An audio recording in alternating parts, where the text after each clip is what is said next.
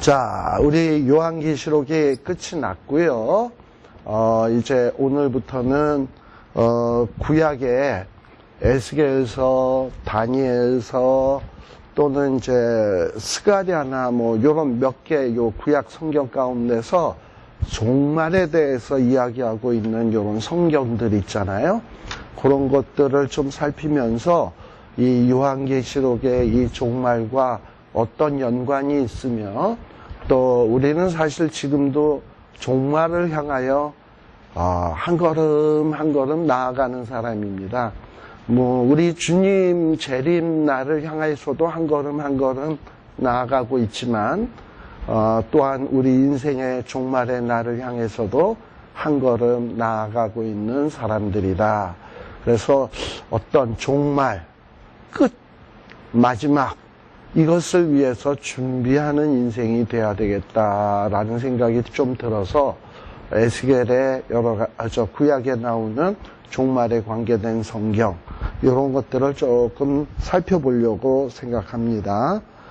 그래서 특별히 이 에스겔서를 살피려고 하는데요. 아마 제가 그 이메일로 요 에스겔서 요 노트를 아마 여기 모이시는 분들에게는 보내드린 거로 알고 있습니다. 그래서 아직 완성본은 아니에요. 그래서 어느 정도 완성이 되면 최종본을 보내드릴 텐데 지금 한 5, 6장까지 보냈나? 한 분량 정도 될 거예요. 자, 아무튼 그렇게 해서 보내드렸고, 자, 그러면 이제 우리 시작하도록 하겠습니다. 우리가 종말 이런 얘기를 하는데 종말이란 뭐냐? 어쨌든 끝이라는 거야. 근데 이 종말에 있을 분명한 사실이 있습니다. 우리 성경에도 나옵니다만 한 번 죽는 것은 하나님께서 정하신 일이요. 인생의 종말, 죽는 것이죠. 이건 하나님이 정하신 일입니다. 그리고 그 후에는 심판이 있으리니 라고 말씀을 해주고 있어요. 자, 우리 인생의 종말에도 끝이 나면 심판이 있습니다. 또 이 세상의 종말, 이 세상의 종말도 분명히 우리 하나님께서 알파와 오메가시거든. 하나님이 끝을 맺으실 거예요. 근데 그 끝을 맺으실 때 하나님이 하시는 일이 있습니다. 그게 뭐냐면 심판이에요. 그래서 죄에 대해서는 하나님이 마지막 때에 분명히 심판하십니다. 그리고 또 주의 이름을 부르는 자는 우리 요엘서에 나오는 내용인데 주의 이름을 부르는 자들에게는 구원을 얻을 것이다 라고 말씀을 해주고 있어요. 그래서 이 종말에 분명하게 있을 일은 이 심판과 구원이다. 죄 지은 자에게는 심판, 그리고 주의 이름을 부르는 자, 주님 의지하는 자에게는 구원이 있다라는 겁니다. 그리고 이제 이 종말과 관련지어서 생각해 볼 것은 성경이 얘기할 때, 이 종말에 대해서 얘기할 때 종말이 가까워지면 질수록 참 살기가 좋아진다, 어려워진다. 그래서 이 마지막 때 주님의 심판에 거의 임박했을 때는 굉장한 어려움들이 있습니다. 그러니까 우리가 세월을 살면 살수록 종말에 가까워지면 질수록 편안해지는 게 아니라 많은 어려움들이 있다. 그러다 보니 이 많은 어려움들 때문에 사람들이 절망하고 낙심하고 소망이 없고 희망이 없고 그냥 이렇게 축 처지기가 쉬워요. 근데 이것은 하나님의 백성의 올바른 태도가 아니다라는 거예요. 우리 이 에스겔서는, 에스겔이라고 하는 이름의 뜻은 에스겔에서 끝에가 엘로 끝나요. 성경에서 엘이라고 하는 말은 하나님이라는 말입니다. 하나님께서 힘주시다라는 이름의 뜻이 에스겔이에요.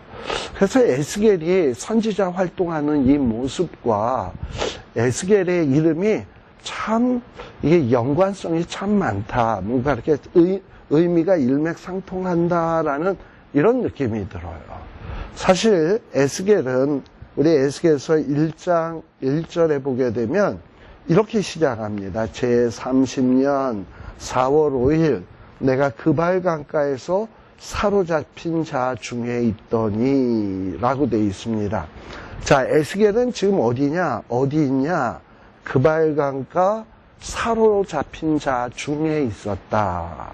이 그발 강가는 이스라엘 땅이 아니에요. 유다 땅이 아니고 저 바벨론 포로지예요. 그러니까 지금 에스겔이 있는 곳은 포로로 잡혀간 포로 수용소쯤 될 거예요. 그발 강가에 누구 가운데 있다? 포로 사로잡힌 자들 중에 포로들 가운데 있는 사람이 누구냐? 에스겔이다. 그러니까 에스겔이 있는 지금 상황은 지극히 어려운 상황입니다. 고향 땅도 아니고 포로지고, 그리고 거기에서 힘든 어려움 당하고 있는 포로들과 함께 포로 생활을 하고 있는 중이다라는 얘기입니다. 그래서 이 에스겔서의 시작은 어떻게 되냐? 이 에스겔서는 뭐냐? 이 에스겔서는 어려운 가운데 하나님이 에스겔에게 힘 주시고 그에게 사명을 주시고 종말에 네가 무엇을 해야 될지 깨우치시고 메시지를 주는 내용이 사실 어떻게 보면 에스겔서다라고 볼 수 있습니다. 그런데 에스겔서만 이러냐? 계시록도 마찬가지라는 거예요. 우리 계시록의 말씀을 쓴 사도 요한은 나이 거의 100세가 다 돼서 어디 있었냐? 이 계시록의 말씀을, 계시의 내용을 받을 때 반모섬이라고 하는 정말 노예들이나 포로들이나 거기에서 강제 노역을 해야 됐던 그 반모섬에서 아주 고생 중에 있었습니다. 사실 이 사도 요한이 하나님의 계시를 받을 때 이때만 하더라도 12제자, 이 요한과 함께 주님을 따라다녔던 모든 12제자는 다 순교했어요. 오로지 누구만 혼자 살아남았냐? 사도 요한만 혼자 지금 살아있는 거예요. 여러분, 제일 오래 살면 행복할 것 같아요. 정말 복 받았다고 생각할 것 같아요. 뭐 별로 이게 복인가 하고 이런 생각이 들 것 같아요. 내 또래의 사람, 내가 알던 사람이 다 죽었어. 근데 나만 혼자 남아가지고 아주 왜 이렇게 또 몸 건강한 거야? 혼자 살아남아서. 이게 그렇게 과연 축복일까? 뭐 좀 이런 생각이 들 때가 있어요. 제가 유튜브에서 이 요한계시록을 뭐 1시간 반짜리 뭐 이런 1시간 반으로 요한계시록을 전체 내용을 영화로 만든 게 있더라고요. 보면 요한계시록에 대한 영화가 몇 개 있어요. 유튜브에. 근데 거기에서 이 사도 요한의 모습이 이제 나오더라고요. 근데 사도 요한이 이제 이 요한계시록의 메시지를 받기 전에 반모섬에서 하나님 앞에 기도하는 장면이 나와. 하나님, 나의 형제들은 다 이제 갔습니다. 왜 나만 홀로 이렇게 남겨두십니까? 지금 근데 남겨둔 게 뭐 궁궐 같은 거 편안한 맨션 별장에 있는 게 아니잖아요. 채석장에서 그 정말 노예들이 있는 곳에 그냥 그러고 자기도 그와 함께 살고 있잖아. 그냥 너무 힘든데 형제들은 다 데리고 가시고 자기는 살아남고 있는 거에 대해서 하나님 왜 나를 살려두시는 거냐고 이러고 기도하는 장면이 나오더라고요. 근데 그러다가 우리 요한계시록 1장에 보면 우장창창 하면서 하얀 옷을 입으신, 머리는 흰색이고 눈은 불꽃 같고 발은 주석 같고 빛나는 옷을 입은 예수님이 우장창창 나타나시잖아요. 요한계시록 1장에 보면. 그리고서는 이 요한에게 뭐 이제 일곱 두루마기도 주시고 뭐 이러면서 일곱 인으로 봉한 두루마기도 주시고 여러 가지 이제 계시를 주신다 이 말이에요. 그때 요한이 하나님께서 이 마지막 때에 나에게 이런 계시의 말씀을 증거하라고 나를 이때까지 살려두셨네요 라는 사실을 이 요한이 깨닫게 됩니다. 이렇게 요한이나 사도 요한이나 에스겔이나 이 하나님의 놀라운 메시지, 이 놀라운 메시지를 받을 때의 상황은 다 어디 있었냐? 지극히 어려운 상황이 있었어요. 에스겔은 그발강가의 포로, 사도 요한은 반모섬의 노예나 포로 같은 삶을 살고 있을 때입니다. 거기에 무슨 희망이 있고 무슨 소망이 있겠어요? 아마 이 두 사람 다 이렇게 사느니 빨리 죽었으면 좋겠다. 다른 많은 사람, 내 주변에 있는 사람들 전쟁하다 죽고, 또 요한 같은 경우에 주의 복음장 전도하다가 순교했고 이런데 왜 나만 남아서 이렇게 힘들게 살아야 되나 하는 이런 생각이 100번도 더 들었을 겁니다. 그런데 지금 이 에스겔의 말씀에 보게 되면 지금 제30년 4월 5일이라고 되어 있습니다. 여기서 말하는 제30년은 뭘 얘기하는 거냐? 두 가지 의미가 있는데요. 첫째는 뭐냐 하면 에스겔의 나이를 얘기하는 것이다. 그래서 에스겔이 태어난 지 30세 되었을 때, 또 그때 4월 5일, 식목일 아니에요. 이스라엘 달력은, 이스라엘 달력이 4월 5일이라면 여기서 우리 달력으로는 한 7월 5일쯤 돼요. 더운 여름날입니다. 근데 이 더운 여름날에 그발강가에서 포로 생활하고 있는 거예요. 근데 그발강가에서 뭘 하고 있냐? 그발강가는 이 강가이기 때문에 그 강가의 왕을 위한, 바벨론 왕을 위한 수중궁궐을 짓고 있었어요. 근데 이 수중궁궐을 지으려면 목수, 또 석공, 이런 사람들이 얼마나 많이 필요합니까? 그런데 이런 사람들을 다 어디서 잡아왔냐? 이스라엘에서 잡아왔어. 이스라엘은요, 바벨론 포로로 잡혀가는 게 3차에 걸쳐서 잡혀갑니다. BC 첫 번째 1차 포로 때는 언제냐? BC 605년인데요. BC 605년에는 누가 포로로 잡혀갔냐 하면 다니엘과 사드락과 메삭과 아벳느고 같은 이런 왕족 출신, 귀족의 자제, 이런 사람들이 잡혀갔어요. 근데 그 사람들을 잡아간 이유는 이 유다의 왕이나 이 귀족이 바벨론으로부터 독립을 하거나 바벨론의 손아귀에서 못 벗어나도록 하기 위해서 자녀들을 인질로 잡아간 거야. 왕들의 아들, 귀족의 자제들을. 그래가지고 다니엘, 사드락, 메삭, 아벳느고는 굉장히 똑똑하잖아요. 교육도 많이 받고. 그래서 그들을 잡아다가 바벨론의 어떤 환관으로 사용하기 위해서 그들을 별도 교육을 시킬 정도로 얘네들은 똑똑한 애들이었습니다. 그게 제1차 포로고요. 그 다음에 제2차 포로가 있습니다. 제2차 포로는 언제 이루어졌냐면 BC 597년. 그러니까 첫 번째 포로가 605년이었는데요. 그로부터 8년 지난 다음에 다니엘과 사드락과 메삭과 아벳느고가 포로로 잡혀간 다음 8년이 지난 다음에 이 아까 그발강가에 수중궁궐을 짓는다 그랬잖아요. 한국의 경회로 같은 거, 물 있는데 이렇게 궁을 짓는 거 있죠. 그런 걸 짓는 거예요. 중국에 보면 베이징에 보면 아서원이라고 있잖아요. 네. 그것처럼 이 물이 쫙 있고 거기에 궁궐 짓는 거 있죠. 그런 궁궐을 짓는 거예요. 그러려니까 석수, 목수, 뭐 이런 기술자들이 필요해. 그래서 유다 나라에서 쓸만한 기술자들을 다 잡아가는 거야. 근데 그때 누구를 잡아갔냐? 기술자들 잡아가고, 그 다음에 왕 가운데 여호야김의 아들 여호야긴 불과 3개월밖에 왕노릇 못했는데 여호야긴을 잡아가고, 또 그때 잡아갈 때 누구도 잡아갔냐? 에스겔도 포로로 잡아간 거야. 그래서 에스겔은 바로 2차 포로 때 바벨론 포로로 잡혀간 인물입니다. 그러니 이미 에스겔이 포로로 잡혀갈 때는 이 유다 나라가 아니야. 이미 8년 전에 정말 왕들의 자제들은 다 포로로 잡혀갔고, 이미 유다 나라가 나라꼴이 나라가 아닌 거예요. 이미 똑똑한 사람 다 잡혀가고.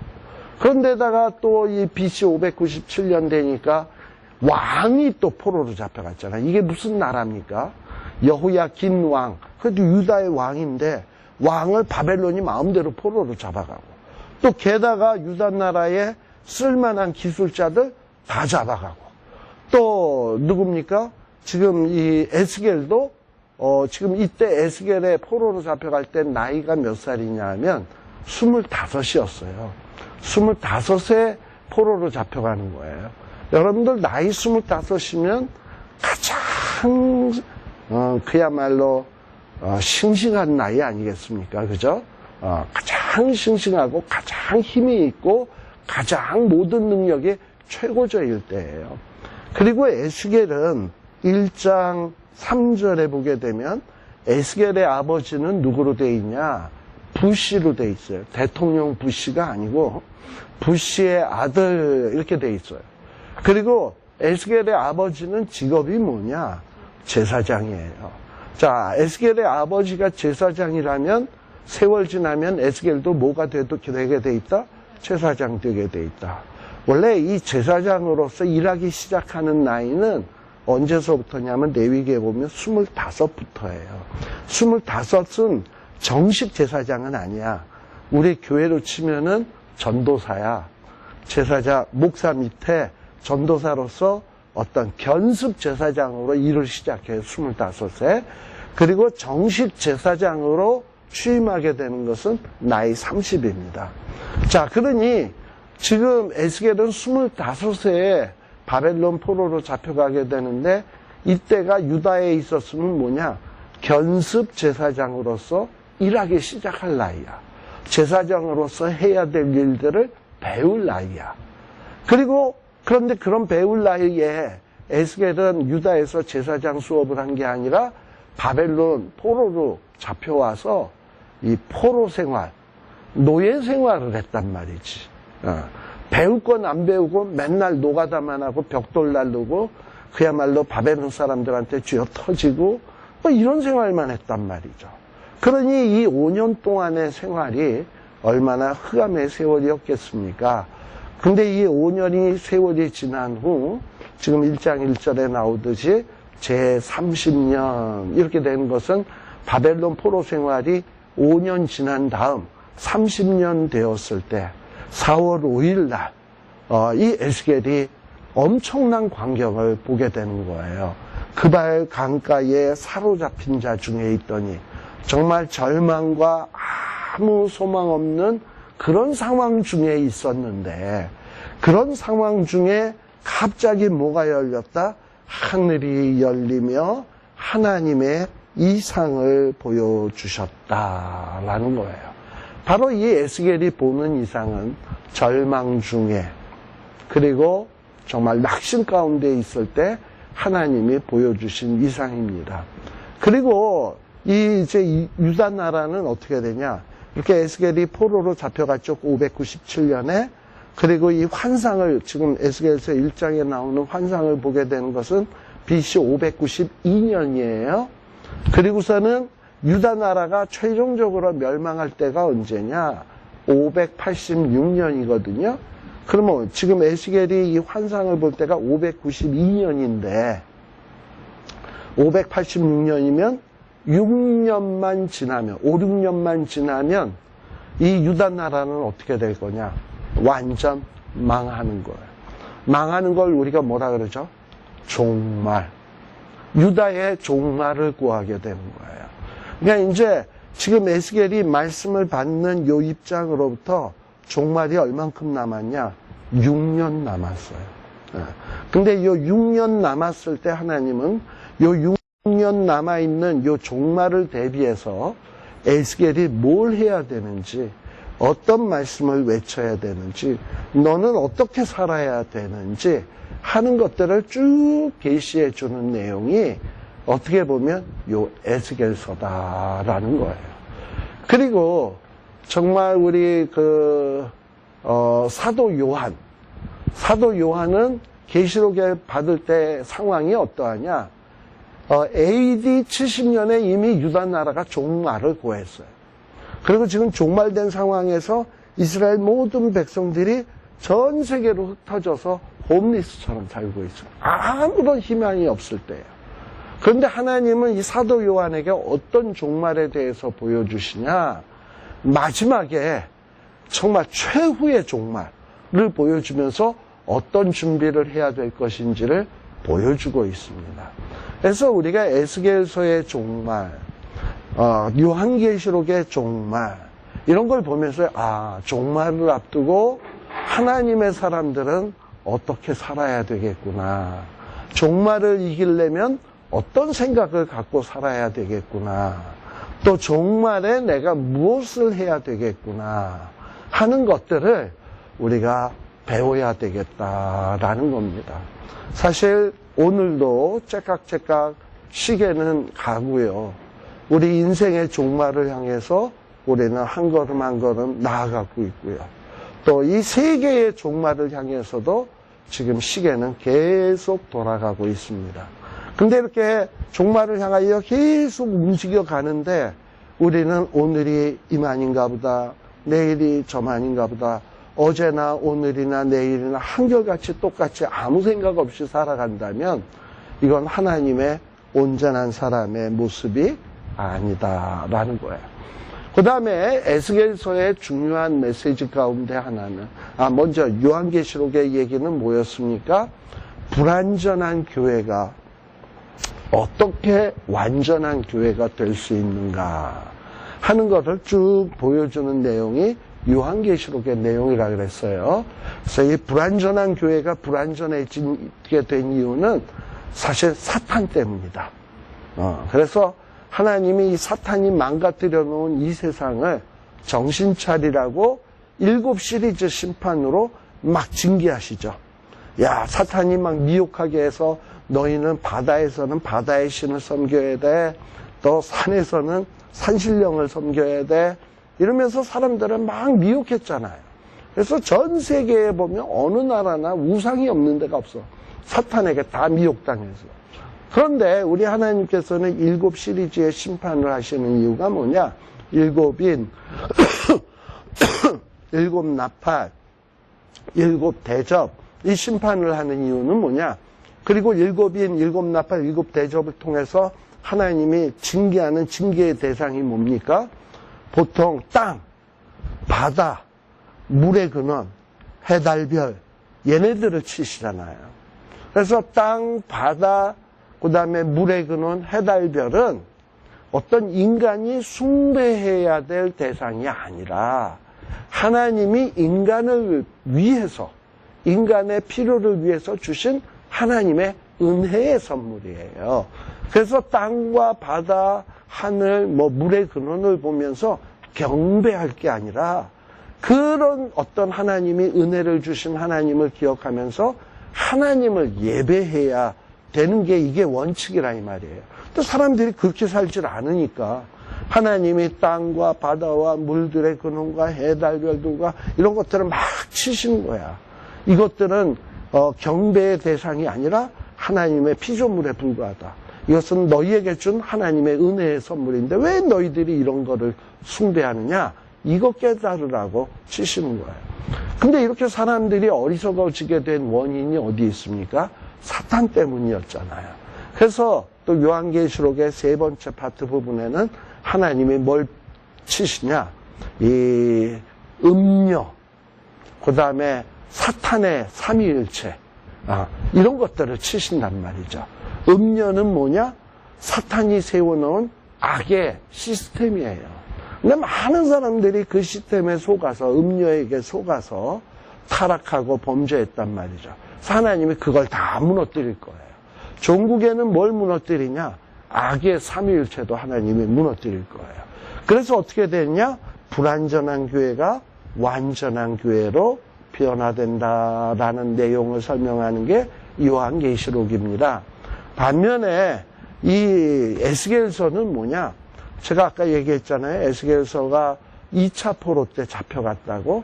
그리고 그로부터 6년 뒤면 586년이 되게 되면 예루살렘 성전이 완전히 무너질 거예요.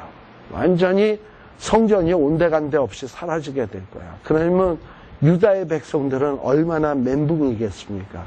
하나님의 성전이 없어져? 얼마나 큰 충격이겠습니까? 그래서 이 성전이 초토화된다, 부서진다, 완전히 망가진다라는 얘기로 시작하게 되는 게 에스겔서의 시작이에요. 근데 그렇게 시작된 에스겔서가 마지막 장으로 이 40장 넘어로 가게 되면 무슨 얘기로 다시 끝을 맺느냐? 이 성전이 무너졌지만, 성전에 계시던 하나님이 떠나셨지만, 성전을 버리고 떠나셨지만 다시 하나님이 돌아오신다, 성전에. 그리고 무너졌던 성전이 다시금 회복된다. 그러니까 마지막에 가서는 이 무너졌던 성전이 다시금 회복된다라는 메시지를 주는 희망의 메시지로 끝나는 게 또한 에스겔서입니다. 그래서 에스겔서나 요한계시록의 공통점은 뭐냐? 불완전한 교회가 어떻게 완전한 교회가 될 것인가?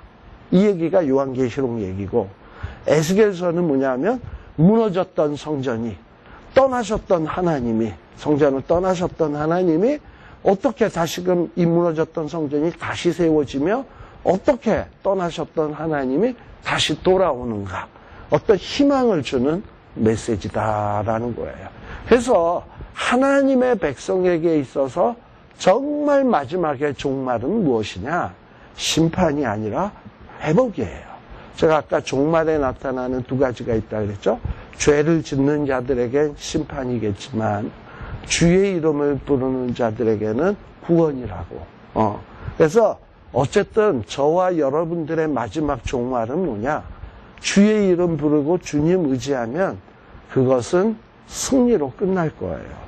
구원으로 끝날 거예요. 아주 희망적인 것으로 끝나게 돼 있다라는 거예요. 그런데 어쨌든 근데 이 종말이 가까워지면 질수록 분명히 우리가 희망으로 끝나는 건 아는데, 축복으로 끝나는 건 아는데, 이 종말로 가면 갈수록 살기가 쉬워지지 않으면 어려워진다는 얘기예요. 우리가 영화를 봐도 이런 막 이렇게 모험 영화, 액션 영화, 이런 영화들 보면 끝 바로 전이 가장 주인공이 제일 위험할 때야. 제일 끝나기 직전이 주인공이 제일 위기에 처하는 때고 어려운 때야. 그래가지고 막 싸우다가 이제 마지막에 가까스로 주인공이 살아남고 악이 물리쳐지고 그 다음에 해피엔딩으로 보통 끝나는 게 액션 영화, 어드벤처 무비의 마지막 모습이듯이 어떤 이 끝부분에 가게 되면 굉장히 힘들 거예요. 근데 대부분의 사람들이 이렇게 힘들고 어렵다 보면 완전히 그 무슨 오징어 빨아 널어놓은 것처럼 힘이 쭉 빠져가지고 쭉 늘어져 있단 말이죠. 지금 에스겔도 그래요. 멸망을 앞두고 있는, 유다의 멸망을 앞두고 있는 에스겔. 또 이 에스겔은 본인 자신이 지금 어디 와 있습니까? 바벨론 포로지에서. 거기서 노가다만 하고 있어요. 그러니 무슨 꿈이 있겠습니까? 유다에 있으면 제사장, 지금 견습생으로 제사장 훈련 받을 테고, 나이 30이 됐으면 제사장으로 취임해야 되는데, 지금 포로로 있으니 무슨 희망이 있겠냐 이 말이에요. 바로 그 얘기가 지금 요 1, 2, 3절에 나오는 내용이다.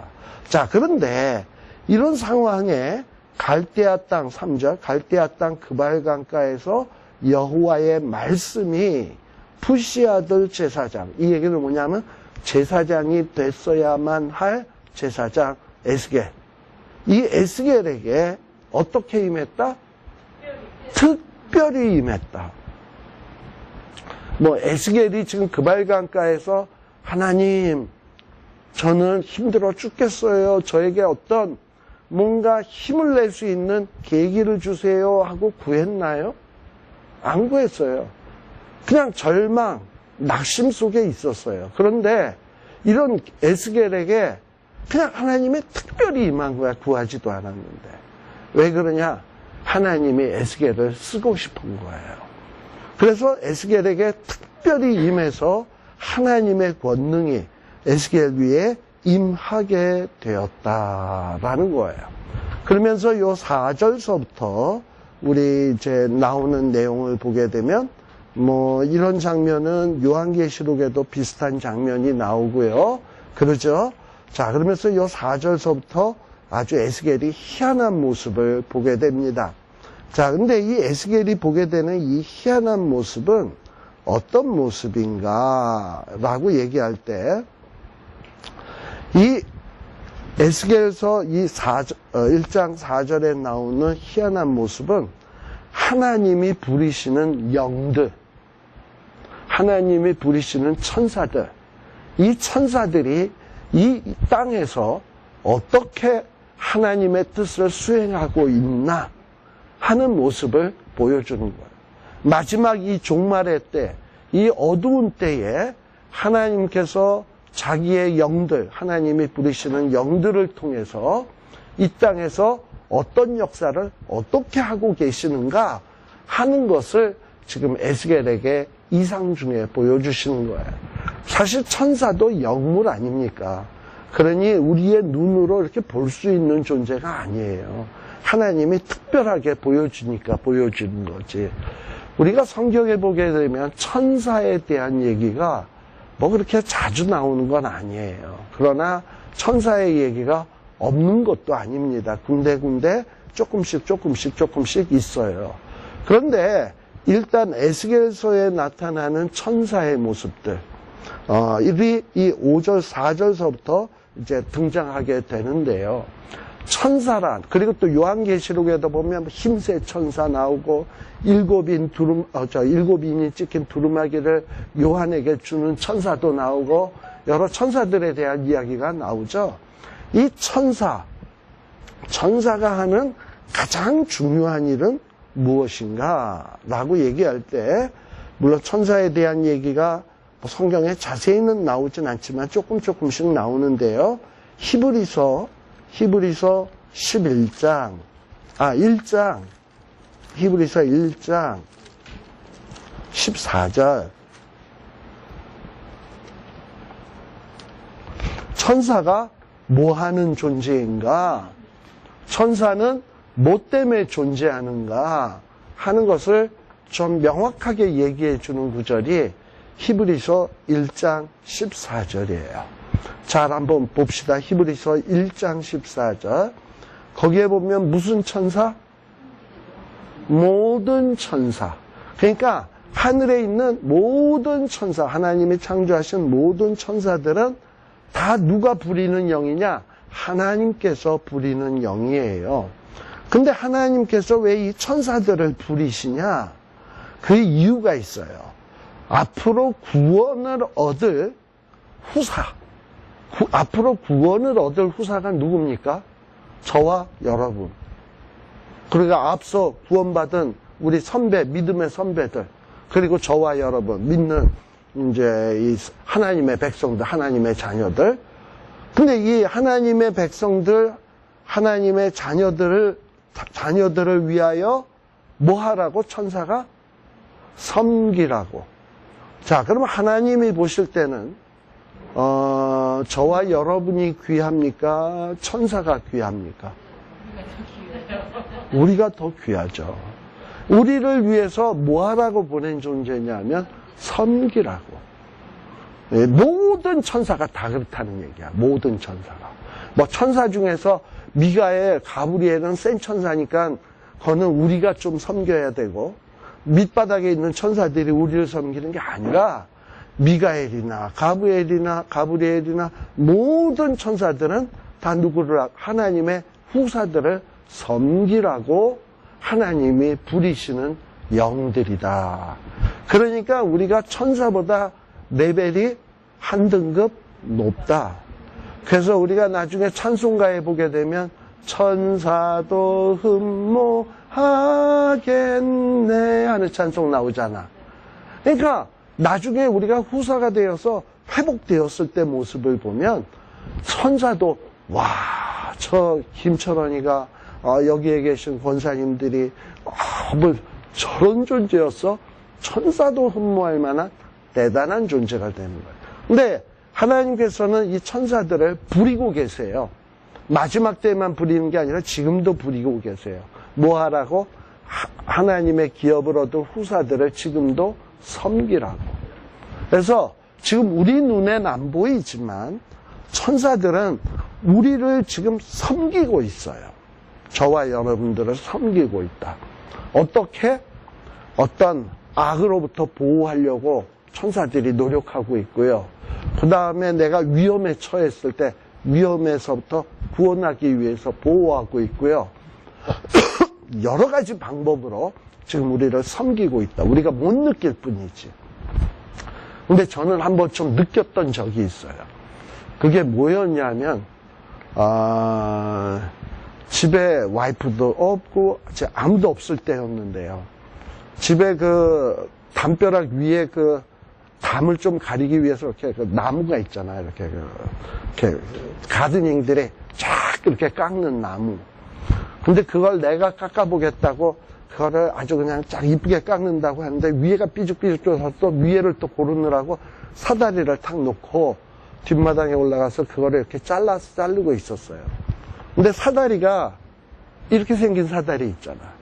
그래서 이렇게 생긴 사다리를 놓고 위에 올라가서 이렇게 자르는데 이 땅의 밑에가 약간 기울었는지 이 사다리가 이렇게 서 있던 사다리가 이렇게 넘어진 거야. 갑자기. 이렇게. 그 위에 있던 나는 어떻게 됐겠어요? 아래로 같이 떨어진 거죠. 근데 떨어졌는데 저희 집 이 정원에 이 정원석을 큰 돌 있잖아. 큰 돌이 몇 개가 있었어요. 근데 이 돌과 이 돌 사이가 한 30cm? 근데 30cm인데 딱 넘어졌는데 제가 어디 넘어졌냐? 돌과 돌 사이에 30cm 사이에 내 머리가 떨어졌어요. 떨어지면서 확 부딪혔는데 밑에 뭐가 있었냐? 하도 이제 낙엽이 좀 떨어져가지고 낙엽이 무수히 쌓여 있었어요. 그러니까 낙엽이 완전히 매트리스 구실을 한 거야. 툭 떨어지면서도 머리를 부딪혔는데 괜찮아. 그런데 문제는 떨어지면서 안경이 픽해가지고 안경이 다 깨져버렸어요. 근데 딱 떨어지고 보니까 내 눈앞에 뭐가 있냐? 돌이 있어. 이따만한 돌이 있어. 그 다음 바로 뒤를 보니까 거기도 돌이 있어. 내 머리는 어디 있냐? 완전히 돌과 돌 사이에 샌드위치로 딱 껴져 있는 거야. 야, 그걸 보면서 내가 무슨 생각이 들었냐면, 내가 만일에 조금만 10cm가 앞으로 떨어졌으면, 5cm만 더 뒤로 떨어졌으면, 이거 완전히 가면서 돌과 부딪히면서 완전히 돌아가시겠구나, 라는 생각을 했어요. 근데 그러면서 무슨 생각이 드냐면, 내가 아직 죽을 때는 아닌가 보다. 아직 종말은 아닌가 보다. 내가 아직 할 일은 있으니까 하나님께서 부리시는 영, 나를 섬기라고 보낸 천사가 손가락으로 떨어질 때 싹 밀었구나. 그래서 돌과 돌 사이에 떨어지게 했구나. 나는 이런 느낌이 들어가지고 그냥 누워가지고 10분 동안 멍하니 그러고 누워 있었던 적이 있었어요. 그래서 이 하나님께서는요. 근데 저는 그런 경험이 한 3번 있어. 진짜 죽을 뻔한 경험인데 이거 딴 사람 같으면 죽었는데 안 죽은 경험. 저 강원도 저기 그 양구에 대암산인가 올라가는데 그 군인교회 예배 봐주러 간다고 차 몰고 올라가다가 바퀴는 도는데 차는 뒤로 가. 그러더니만 야 이거 죽겠구나. 그래서 차문을 열고 뛰어내려야 되겠다. 영화에서 본 건 있어가지고요. 뛰어내려야 되겠다 하고 이제 차문도 열었는데 차가 한 3바퀴 돌더라고요. 갑자기. 자식할 것도 없어요. 그건 영화야. 현실은 안 그래. 그러더니 3바퀴 돌면서 뛰어내리긴 뭘 뛰어내려. 뱅글뱅글 돌다가 탁 섰지. 근데 서서 이제 섰구나. 안 떨어졌네. 이러고서 내려서 이렇게 보니까는 차가 앞바퀴가 완전히 절벽으로부터 5cm 남겨놓고 쓴 거야. 그래서 이게 떨어지면 그냥 굴렀으면 나는 갔구나 라는 생각이 들더라고요. 그러니까 아마 그때도 이렇게 천사가 이렇게 부리시는 영에 그냥 막지 않았을까 이런 생각이 들어요. 이렇게 하나님께서는 부리시는 영들을 통해서 오늘도 여러분들과 저를 지키고 계시고 보호하고 계시고 인도하고 계신다는 사실을 우리가 기억할 필요가 있습니다. 바로 에스겔에게 그걸 보여주는 거예요.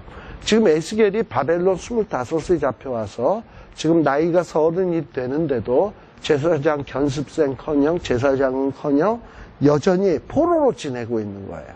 무슨 희망이 있겠어요? 그러면서 이러겠지. 아, 하나님이 유다도 버렸네. 그리고 나도 버렸네. 우리 민족 버렸네. 뭐 이렇게 된 마당에 뭐 난들 뭐 제대로 살 거 뭐 있나. 그냥 되는 대로 살지. 이러면서 절망, 낙심, 아무런 꿈도 희망도 없는데 하나님께서 지금 무서운 아주 무시무시한 모습을 보여주는 거야. 저 북방에서부터 폭풍과 큰 구름이 와요. 이 북방에서 오는 폭풍과 큰 구름은 뭘 상징하는 거냐? 자, 6년 뒤면 바벨론, 북쪽에 있는 나라죠. 북쪽에 있는 나라가 유다 나라를 쳐들어와서 완전히 초토화시킬 거예요. 유다의 종말의 날이에요. 근데 이 유다의 종말의 날에 폭풍과 큰 구름만 오느냐? 그 안에 보니까 뭐가 있냐? 번쩍번쩍하는 빛이 있어. 그리고 그 번쩍하는 그 빛이 사면에 비치면서 불 가운데 단쇠 같은 게 나타나 보이는 거예요. 근데 그 단쇠 같은 속에서 뭐가 나타나느냐?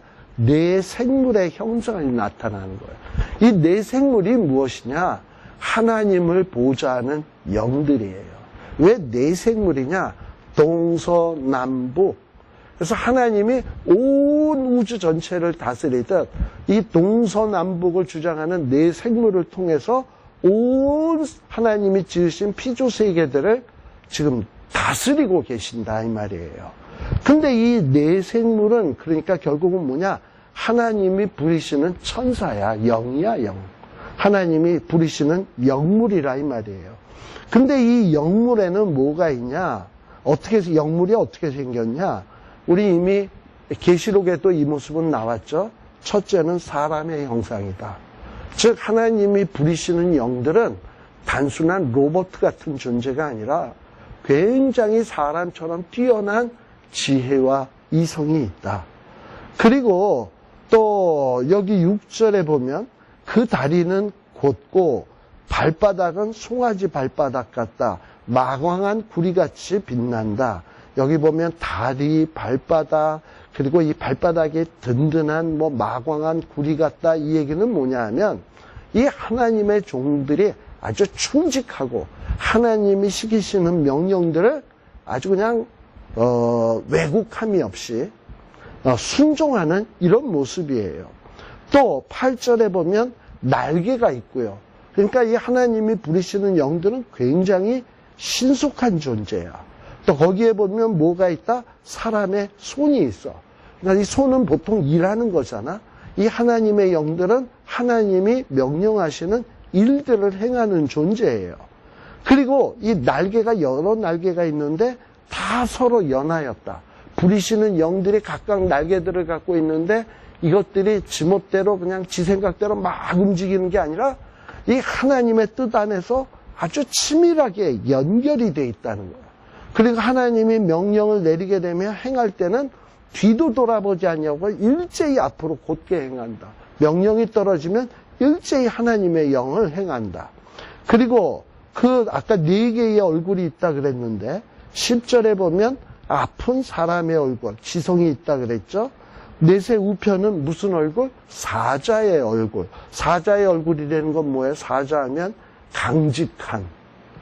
이 천사가 지성만 있는 게 아니야. 지성만 있고 연약한, 나약한 존재가 아니라 사자처럼 강인한 존재라는 거예요.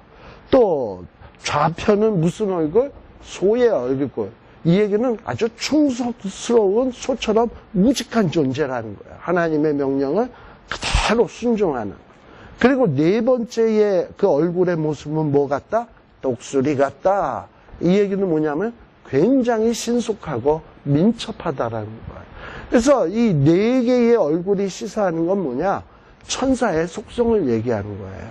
지성이 있고 강직하고 충직하고 민첩한 존재. 근데 이런 존재가 몇 개라고요? 4생물. 이런 4생물이고 이들은 서로 연결되어 있고 하나님의 뜻이 탁 떨어지면 일사천리로 움직이는 날개가 있고 신속한 이런 존재예요. 자, 그래서 12절에도 비슷하죠. 하나님의 신이, 하나님의 영이 어느 편으로 가려면 이 생물들이 그 신을 보좌해서 그대로 보좌하면서 가고 돌이키지 아니하고 일제히 앞으로 곧게 행한다라는 거예요. 그리고 이 생물의 모양은 숯불과 횃불 모양 같은데 불이 그 생물 사이에 오르락내리락 한다. 왜 천사들에게서 막 빛이 나는가? 이들이 갖고 있는 숯불과 횃불 같은 게 있어. 근데 이 숯불과 횃불은 뭐냐?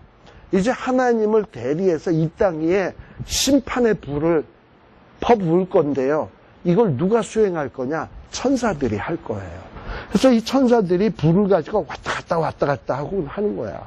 14절에 보니까 이 생물들의 왕래가 번개같이 빠르더라라는 거예요.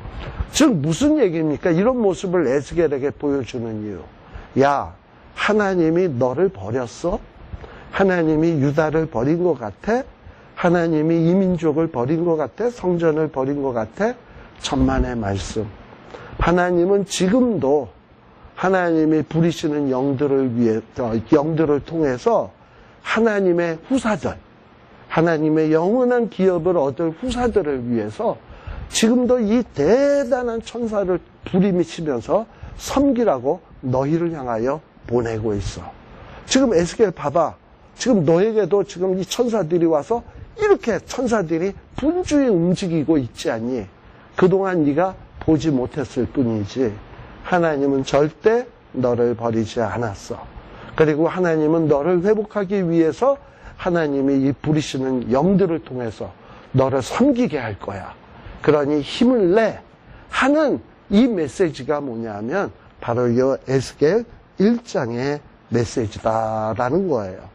또 15절에도 보면 어려운 얘기들이 좀 나오는데 이 네 생물에게는 또 뭐가 있다? 바퀴가 있다. 이 바퀴라고 하는 것은 뭐 이렇게 땅에 물건을 날릴 때 수월하게 날르게 하기 위해서 만든 구조물이 바퀴 아닙니까? 그리고 또 바퀴가 있으면 신속하지 않습니까? 그래서 이 땅에서 일할 때 신속하게 수월하게 일할 수 있도록 만든 게 이 바퀴야. 그러니까 천사들이 일들을 그렇게 한다 이 말이죠. 아주 신속하게 수월하게. 그리고 이 땅 위에서 계속해서 일을 한다 이 말이죠. 바퀴도 이 땅에서 굴러다니는 거잖아요. 이런 식으로 끊임없이 일을 하고 있다라는 거예요. 바로 이 얘기가 16절, 17절, 18절. 특별히 또 18절에는 무슨 얘기가 나오냐? 거기 보면 이 네 생물에게는 뭐가 가득하다? 눈이 가득하다. 자, 눈이 가득하다는 얘기는 못 보는 게 있다, 없다? 없다. 다 꿰뚫어 보고 있다. 우리는 하나님이 나를 외면하고 있고 나를 섬기라고 보낸 천사도 지금 나의 어려움을 못 보는 것 같다고 생각하잖아. 아니에요. 하나님 다 알고 계셔. 또 내가 부리는 영도 내가 지금 어떤 상황에 처해 있다는 거 다 알고 계셔. 눈이 여럿이라니까. 눈이 여럿이고 못 보는 게 없다니까. 다 보고 있고 지금 다 이유가 있어서 지금 가만히 있는 거지 일하고 있다니까. 이걸 보라는 거예요. 그래서 하나님께서 에스겔에게 이런 천사들이 자기를 섬기는 천사들이 지금 얼마나 분주하게 움직이고 있는가 하는 것을 보여주는 겁니다. 사실 요즘 우리가 이렇게 지내면서 정말 어떻게 세상이 이 모양 이 꼴이야? 또는 또 뭐 정치 성향에 따라서 다르겠지만 한국의 어떤 이런 정치 모습 또 경제 모습 이런 걸 보면서 왜 한국이 이 모양이야? 어떻게 위정자들이 요것밖에 안 돼? 이거 어떡하려고 그래? 막 속상하고 답답해요. 근데 할 수 있는 게 있어요? 기껏 할 수 있는 거랑 우리 기도밖에 없어. 또 한국에 있는 분들은 조금 할 수 있는 게 하나 있어. 태극기 드는 사람들이죠. 뭐 태극기 들면 뭐 갑자기 뭐 달라져? 또 어떤 사람은 또 나라를 달리게 하기 위해서 촛불을 들 수도 있어. 촛불을 들든 태극기를 들든 나라가 달라지던가요? 글쎄. 그러다 보니까 아무것도 달라지는 것도 없고 그냥 답답한 상황만 계속 되다 보니까 에요, 태극기 들어도 소용없고, 촛불 들어도 소용없고, 기도해도 소용없고, 아무 소용도 없나 보다. 이 세상은 그냥 악이 지배하나 보다. 에휴, 이제 나도 모르겠다. 이전에는 좀 소망이 있었고, 희망도 가졌는데, 애따 모르겠다. 나도 될 대로 되라 하고, 완전히 뒤로 탁 낮아빠지는 경우가 있잖아. 하나님께서는 그러지 말라는 거예요. 네 눈에는 안 보이지만 하나님은 알파와 오메가 되신 하나님께서, 역사의 주관자이신 하나님께서 이 땅 위에 정의를 실현하기 위해서, 불완전한 교회를 완전한 교회로 만들기 위해서, 무너졌던 성전을 회복된 성전을 만들기 위해서 하나님이 부리시는 영들을 통해서 지금도 물밑에서는, 우리 눈에 안 보이는 곳에서는 무수히 신속하게, 무수히 그 세상 모든 구석을 살피시면서 일하고 계신다라는 것을 보여주고 있는 거예요. 이런 어떤 이미지를 본 사람이 한 사람 또 있습니다. 그게 누구냐 하면 우리 야곱 아시나요? 야곱이 형 속이고 아버지 속이고 그리고 목숨 부지하기 위해서 냅다 도망치기 시작을 했죠. 그래가지고 이제 막 도망을 치는 거야. 자기가 살던 동네를 떠났어. 그동안 하나님이 지켜주시던 동네를 떠났어. 그래서 지금 막 떠나가면서 이제 살 길은 그저 믿을 건 내 발밖에 없구나. 이러고서 걸음만 날려라고 달려라고 뛰는 거잖아요. 예. 그러니까 달리다가 뭐 근데 믿을 게 다리지만 다리도 뭐 무쇠가 아닌 이상은 쉬어야 될 거 아니야. 뛰다가 지쳐서 쓰러져서 잤어요. 근데 이렇게 이 야곱이 형을 피해서 도망을 치면서 무슨 생각했을까요? 이제 살 수 있는 방법은 어떻게 해서든지 내가 찾아야 되겠다, 내가 해야 되겠다 이러고 잤을 거 아니에요. 근데 자는데 갑자기 하늘이 열리면서 뭐가 보였냐? 사닥다리가 쫙 보이면서 이 야곱을 지키는 천사들이 그 하늘과 땅을 오르락내리락 하면서 하나님한테 가서 뭐 보고하고 또 메시지를 갖고 내려오고 오르락내리락 하는 이 광경을 이 요셉이 보았잖아요. 그래서 처음에는 도망갈 때는 공포와 두려움 속에서 막 도망을 치다가 이 베델에서 사닥다리가에서 천사들이 왕래하는 모습, 하나님이 부리는 영들로 야곱을 보호하는 모습, 이런 모습을 보았던 이 야곱이 하나님이 여기도 계시는구나. 그리고 내가 이제 무사히 돌아오면 이곳에다가 제단을 쌓겠습니다 하고 서원의 기도도 하고요. 그리고 그 다음서부터 이 야곱의 발걸음이 창세기에 보면 글자가 뭐로 다 있냐면 발행했다고 돼 있어요. 그 베델에서 발행하여 이제 바단 아람으로 가는 겁니다. 근데 이 발행이라는 말은 히브리어로 아시아라는 말이거든. 마치 공중에 발이 들리워서 날아가는 듯한 그렇게 간 거야. 그러니까 하나님이 나를 지키고 계시네, 천사들을 통해서 보호하고 계시네, 이게 인식되는 순간서부터 그 어려운 피난의 삶 속에서 이 가는 발걸음이 가벼운 발걸음이 되었다니까요. 마찬가지로 저와 여러분들도 그래요. 이 세상 답답해. 내 뜻대로 되는 거 하나도 없어. 내가 소망하는 대로 되는 것도 없어. 그래서 이거 하나님은 우리나라를 버렸나 보다. 이제 뭐 내가 원했던 일들도 하나님은 관심 없으신가 보다. 이러고선 낙심할 수 있는데 아니라니까요. 하나님은 지금 에스겔 1장에 나오는 이런 어마어마한 영들을 보내서 지금도 우리를 돌보고 계시고 지키고 계시고 섬기고 계시고 하나님의 뜻을 이룰 때까지 부지런히 일하고 있을 거예요. 그래서 이런 어떤 비전을 본다면, 절망 중에서 이런 비전을 본다면 비록 답답하고 힘든 상황이지만 힘들지가 않게 되는 거예요. 하나님은 이 종말을 사는 하나님의 종들이 이 종말이 어려워진다고 낙심하는 거 원치 않아. 물론 종말이 어두운 건 사실이지만 이 어두움 속에서 부리는 영들을 통해서 일하시는 하나님의 모습을 보라는 거예요. 그리고 이 종말은 악이 승리하는 것 같지만 최종적으로는 누가 승리한다? 하나님이 승리한다라는 것을 지금 하나님이 내게 분명하게 가르쳐주고 싶은 거야. 그래서 우리가 그 확신을 딱 갖는다면 지금 힘들고 어려워도 이겨낼 힘이 있다라는 얘기를 우리에게 보여주기 위해서 지금 이러한 모습을 보여주고 있다라는 거예요. 자, 그런데 거기에 보게 되면 우리 에스겔서 1장 22절에 보게 되면 또 이 천사들 위에는, 이 생물들 머리 위에는 뭐가 있다? 수정 같은 공창. 우리 에스겔서에 보면 유리바다 기억하시죠? 그 유리바다에 보좌가 있었죠? 그 보좌에 앉으시니까 네 생물들을 부리고 계시죠? 마찬가지로 지금 이 네 생물들 위에 수정 같은 공창이 있고 심히 두려운 게 보여. 그 심히 두려운 게 뭐냐? 하나님의 보좌예요. 24절에 보면 생물들이 행할 때에 내 그 날개 소리를 들은 즉 많은 물소리 같으며 전능자의 음성 같다. 그래서 이 전능자의 음성이 들려주고 있어요. 26절에 그 머리 위에는 궁창 위에 보좌의 형상이 있는데 그 보좌에는 모양이 남보석 같고 보좌의 형상 위에 한 형상이 있어. 사람의 모양 같더라라는 거예요. 사람의 모양 같은 형상이 있어요. 인자 같은 이가 있다라는 거예요. 근데 이분의 모양은 어떠냐? 28절에 보면 비 오는 날 구름의 무지개 같으니 이는 여호와의 영광의 형상의 모양이라라는 거예요. 하늘 보좌 위에 있는 인자 같은 이의 형상이 보여지는 거예요. 바로 에스겔에게 어떤 힘을 내고 용기를 낼 수 있도록 지금 누가 보여지는 거냐? 인자 같은 형상을 가지신 이가 보좌에 있는 것을 보여주시는 거예요.